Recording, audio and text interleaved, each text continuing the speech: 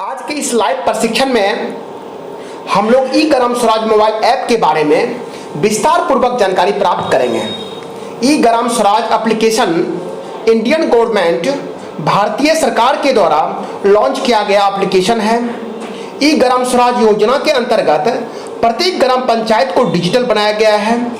इस एप्लीकेशन को यूज करके हम लोग जान सकते हैं कि अपने गांव के विकास के लिए प्रत्येक वर्ष कितना पैसा आता है, कितना पैसा खर्च होता है। इसके साथ साथ हम लोग जान सकते हैं कि गांव के विकास के लिए कौन कौन सी योजना पर कार्य हो चुकी है या हो रही है और वह योजना कितनी है। बिल्कुल आसानी से ऑनलाइन अपने ही मोबाइल फोन से घर बैठे जान सकते हैं।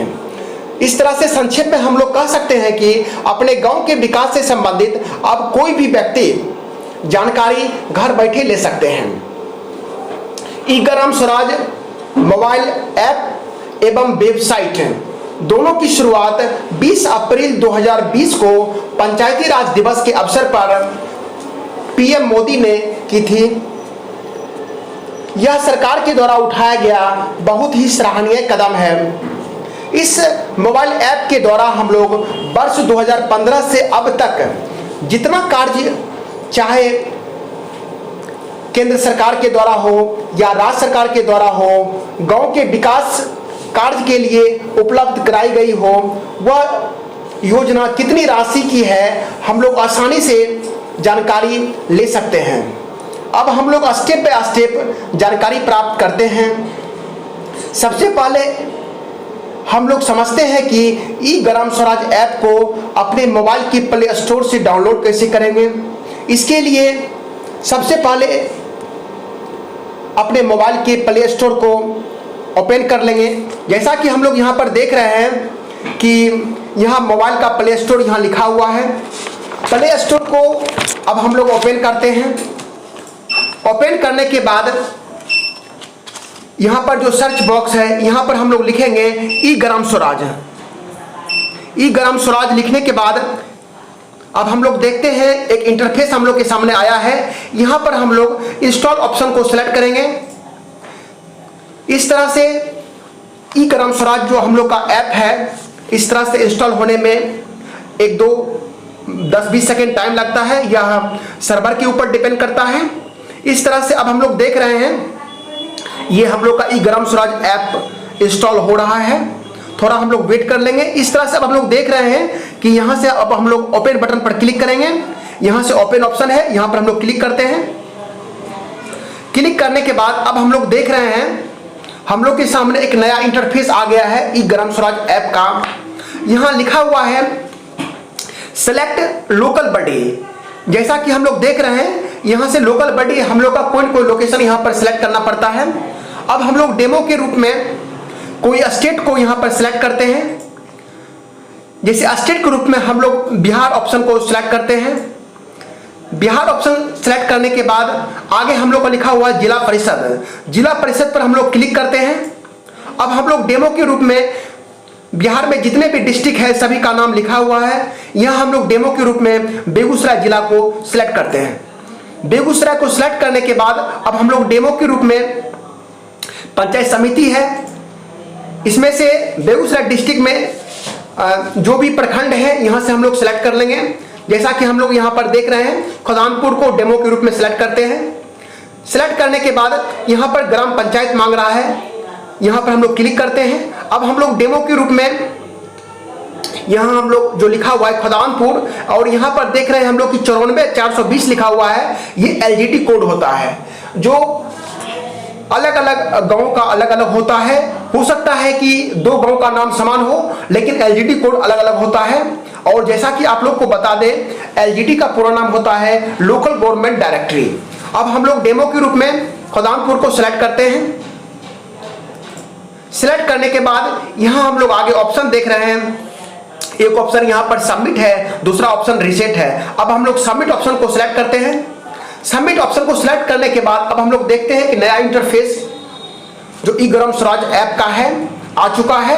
ऊपर में हम लोग देख रहे हैं जो हम लोग बिहार स्टेट सिलेक्ट किए हैं, बिहार लिखा हुआ है। उसके बाद डिस्ट्रिक्ट का नाम लिखा हुआ है। उसके बाद जो प्रखंड हम लोग का है खोदानपुर, वो लिखा हुआ है। उसके बाद विलेज हम लोग का है वो सेम है, वो हम लोग को लिखा हुआ है, और बगल में एलजीडी कोड लिखा हुआ है।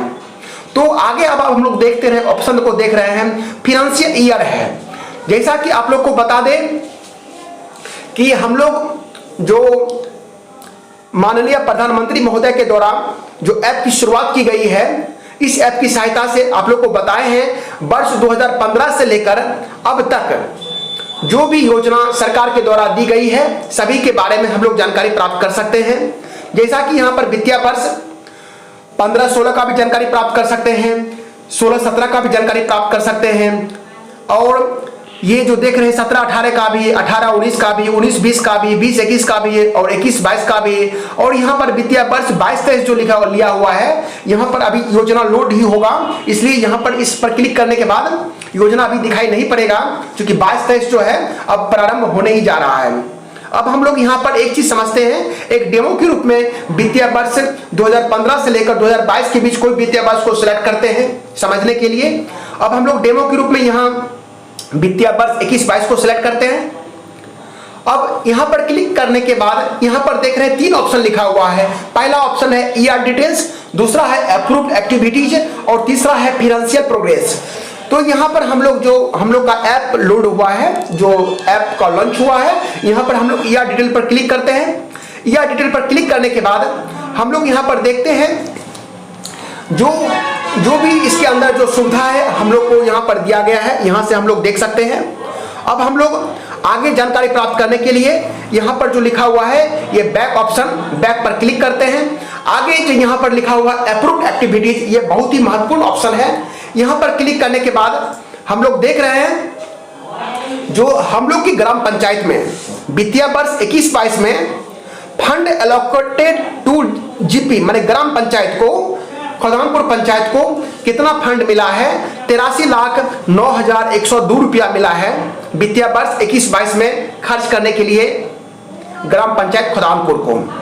और इसमें से टोटल वर्क जो है यहाँ पर लिखा हुआ है, काउंट 7 वर्क लिया गया है, 7 काम को करने के लिए आगे प्रोसेस किया गया है। और ये 7 वर्क में जो है देख रहे हैं यहाँ पर 72 लाख की राशि खर्च हुई है। अब हम लोग यहां से देख सकते हैं कि 72 लाख जो खर्च हुआ है उसका क्या क्या डिटेल्स है। इसका डिटेल्स जानने के लिए अब हम लोग यहां पर इस ऑप्शन को, डिटेल्स जो लिखा हुआ है इस ऑप्शन को सिलेक्ट कर लेंगे। यहां पर क्लिक करने के बाद हम लोग देख रहे हैं जो 7 योजना ली गई है, किस किस तरह से योजना ली गई है, एक एक योजना की जानकारी यहां पर लिखा हुआ है। यहां पर हम लोग जैसा कि देख रहे हैं सीरियल नंबर 1, योजना 1, योजना 2, योजना 3, योजना 4, योजना 5, योजना 6, योजना 7 है।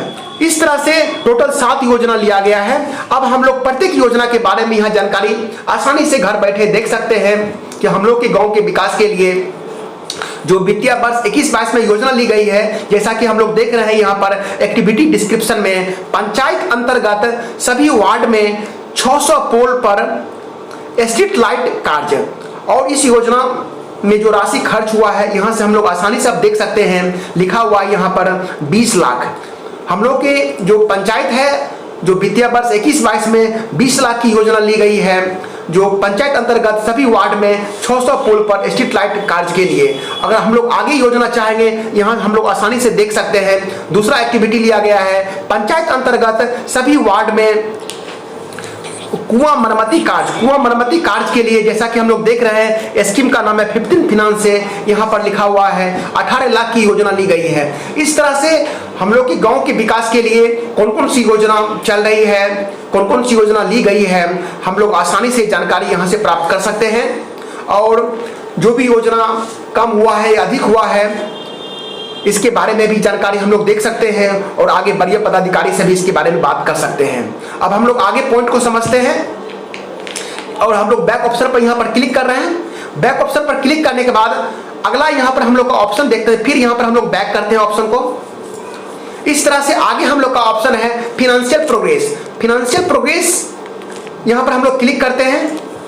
इस ऑप्शन को सिलेक्ट करने के बाद हम लोग देख रहे हैं कि वित्तीय वर्ष 21-22 में जो हम लोग का जो है ये राशि जो है, रिसिप्ट जो है हम लोग को मिला है ये पंचायत के लिए 22,78,000 579 रुपया मिला है, जिसमें से खर्च हुआ है 9,97,948 रुपया।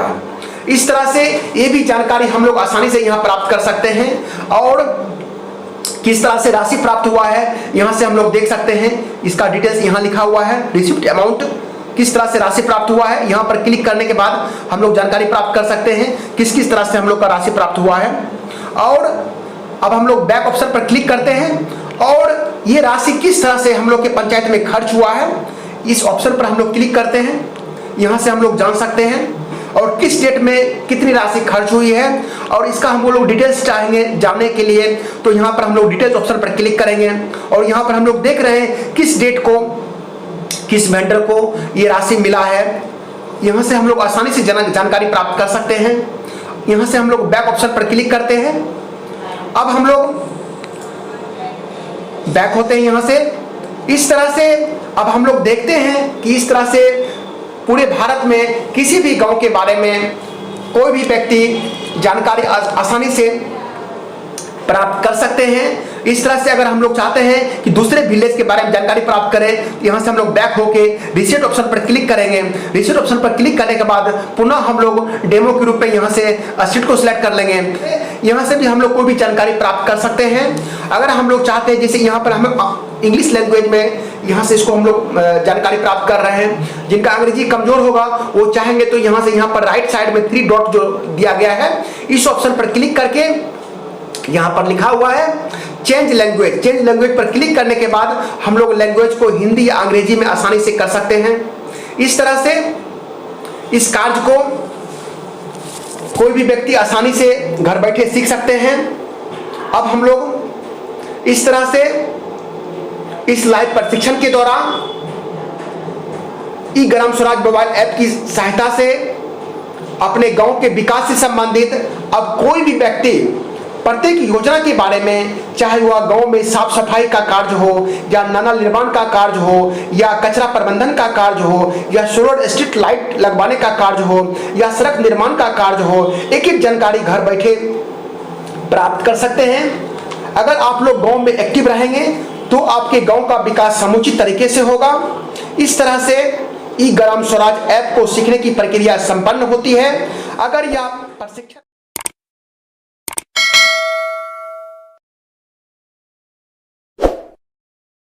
अच्छा लगा हो और आगे पंचायती राज विभाग से संबंधित कोई भी जानकारी, जैसे जीपीडीपी, पेमेंट वाउचर बनाने की प्रक्रिया, ई ग्राम स्वराज पर डेटा एंट्री करने की प्रक्रिया, चेकर मेकर के द्वारा के बारे में जानकारी प्राप्त करना, एफटीओ जनरेशन, पेमेंट के लिए वेंडर ऐड करने की प्रक्रिया, जीपीडीपी प्रशिक्षण से संबंधित कोई भी जानकारी के लिए आप लोग इस यूट्यूब चैनल को सब्सक्राइब कर सकते हैं। जय हिंद।